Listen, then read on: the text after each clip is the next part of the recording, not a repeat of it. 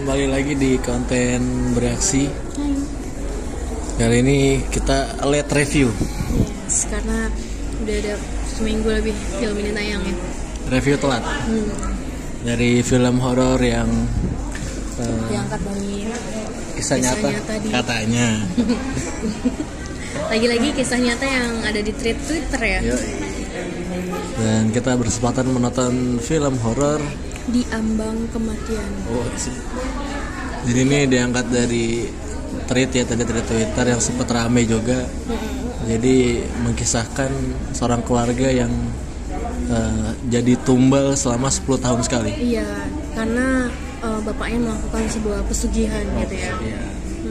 Terus film ini diperanin sama siapa? Ada Teguh Rifno Wicana sebagai bapak. Terus Sumaryo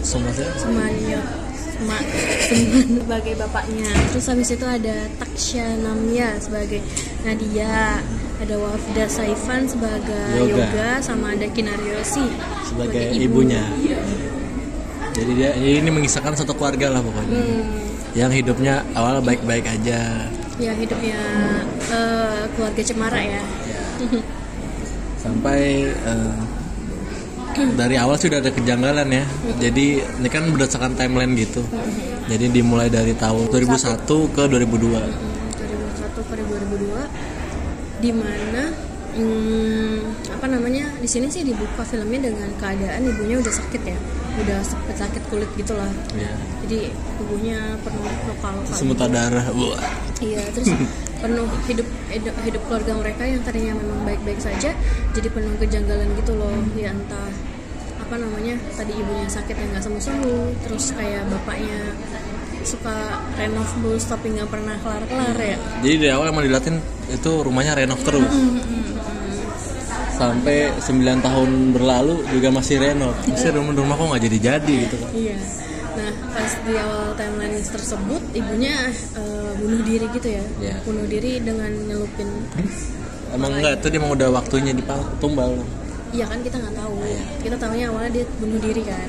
Dengan merebus wajahnya ke kuali yang mendidih. Timelinenya habis itu skip ke 3 bulan kemudian ternyata kan itu udah meninggal ya ibunya. Ternyata bapaknya semakin maju usahanya. Tokonya mulai rame. Oh, dia punya toko sembako ya di pasar. Gitu. Nah terus dari sini kakaknya tuh udah mulai curiga gitu kan. Pasti ada apa sih sama bapak gue tuh, kenapa gitu istilahnya gitu ya. Dan akhirnya dia mengetahui bahwa bapaknya ini adalah melakukan sebuah pesugihan. Pesugihannya namanya pesugihan kambing apa gitu. Kambing hitam. Bukan, ada lagi namanya kambing apa gitu. Ya pokoknya dia kambing hitam itu loh. Dia jadi ngasih kepala kambing buat setiap berapa bulan ya, sebulan sekali ya. Pokoknya setiap sebulan sekali kayak gitu ya.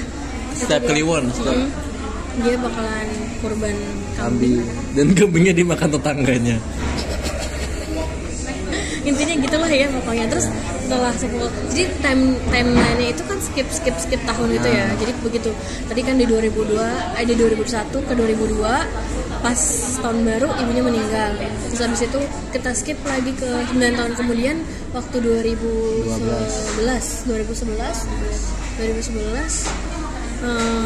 si anaknya udah gede tapi dia mulai muncul ini lagi apa, pokoknya kayak ibunya juga sakit. Jadi kan adanya tuh masih SMA si Nadia. Si kakaknya nggak tahu deh pokoknya, tapi udah tua gitu. Jadi nggak kayak 9 tahun berlalu. Kuliah. Tapi udah tua gitu mukanya. Karena dia nggak bisa tidur. Terus dia kecot gitu sama bapaknya kan. Gara-gara dia udah tahu kalau bapaknya ini sebenarnya pesugihan. Iya, akhirnya dia ngasih tahu si adiknya, malah disupport bapaknya. Dari keluarga support system ya. Jadi si bapaknya jelasin lah di tengah-tengah itu tuh kalau kenapa dia ngelakuin ritual ya karena buat menyelamatkan keluarganya yang sekarang. Dan alasan kenapa ibunya bisa kayak gitu karena ibunya itu ternyata menggantikan anaknya. Yoga. Ya udah.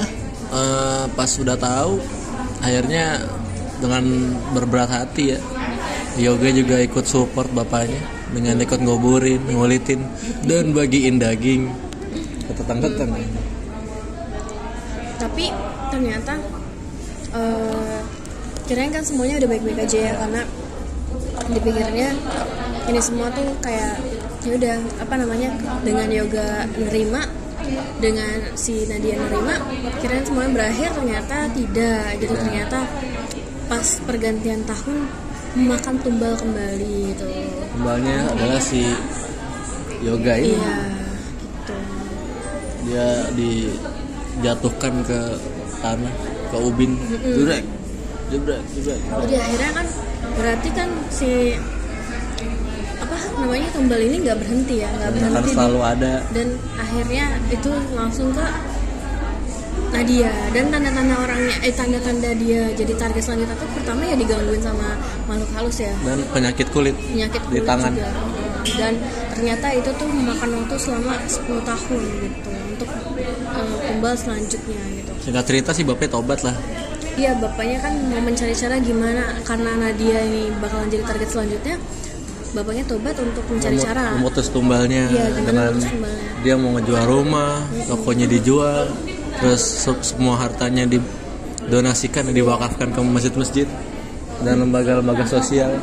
Tapi itu semua tidak mempan.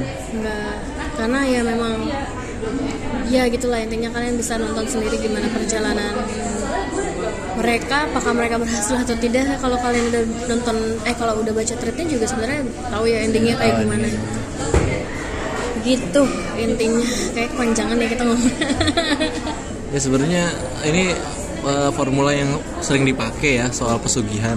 Jadi satu mati atau selanjutnya mati. Cuma ini kayak kita dibuat care gitulah, peduli gitu sama si karakter. Karena mungkin pendekatan mereka secara personal, terus juga mereka ngambil sisi humanismenya tentang keluarga gitu ya, family, gimana sebenarnya bapaknya menyesal udah ngelakuin pesugihan gitu dan segala macam. Karena sebenarnya kalau menurut di si dukunnya itu yang menjebatani si bapaknya, ternyata Bapaknya serakah. iya, ternyata bapaknya itu ternyata dia tuh sebenarnya cukup aja ngasih tumbal kepala kambing. Kepala kambing cukup. Tapi mungkin bapaknya ngerasa puas ya, begitulah intinya. Kalau kalian mau sesuatu lebih terus, Dia akhirnya sebenarnya yang tumbal manusia tuh ujian buat dia. ya Dia akhirnya diyain gitu. iya benar-benar ya, karena kan bapaknya masih pengen untuk lebih terus kan, karena Masih pengen renov rumah terus. nggak kelar-kelar,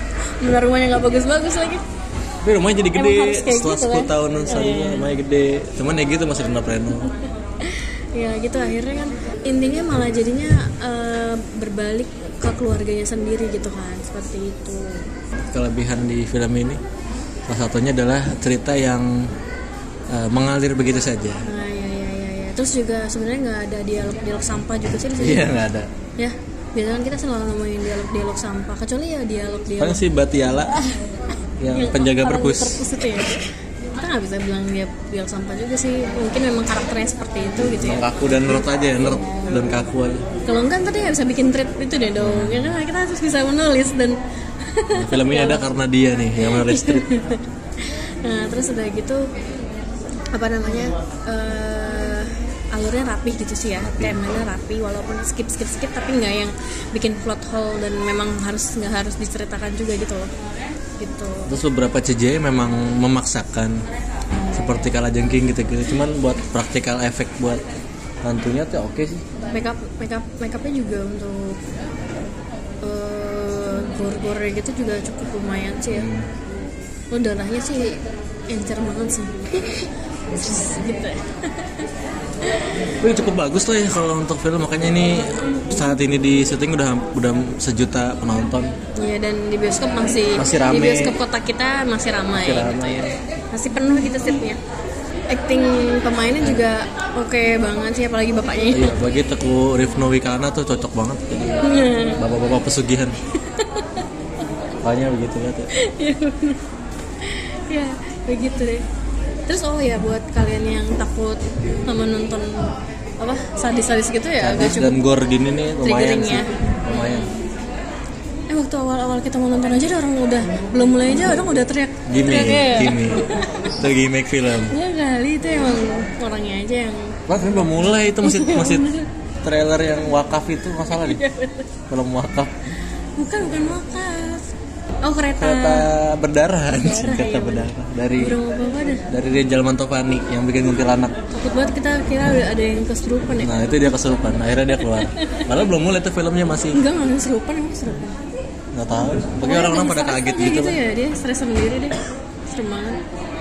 Jadi kesimpulannya nih worth it buat ditonton ya. Meskipun sudah sejuta dan spoiler bertebar di mana-mana, wajib tonton karena punya warna yang baru lah. Tapi walaupun dia punya warna baru, dia tuh kayak ngembalikin ke horor-horor dulu gitu, ngerti nggak? Iya ya. Gitu jadi. Back to the root. Tapi tanpa ya pokoknya have-have-have-an aja gitu buat ditonton. Dan nggak ada logika di film ini, jadi ya udah gitu. Jadi ya persis horor zaman dulu lah. Iya benar. Kayak ada setan masih disamperin. Tahu tuh setan dong. Tapi ya emang beberapa setannya ya kocak sih ya. Masih dah pokoknya. Ya sampai di rating untuk Diambang Kematian berapa kira-kira? 7,5/10. Aku 7/10. Worth to watch. Masih ada film horor lainnya ya, ada Wakaf, Ada kereta itu tadi apa? masih lama itu. Oh, masih lama. Ada Wakaf tadi udah. Iya, terus ada Janin apa? Janin Iblis Neraka. Nggak, Ada pokoknya Indigo intinya, juga. Indonesia tidak pernah kehabisan film horor ya. Nantikan review horor-horor lainnya. Jangan lupa like, komen, dan subscribe. Sampai ketemu di konten bereaksi selanjutnya. Bye bye.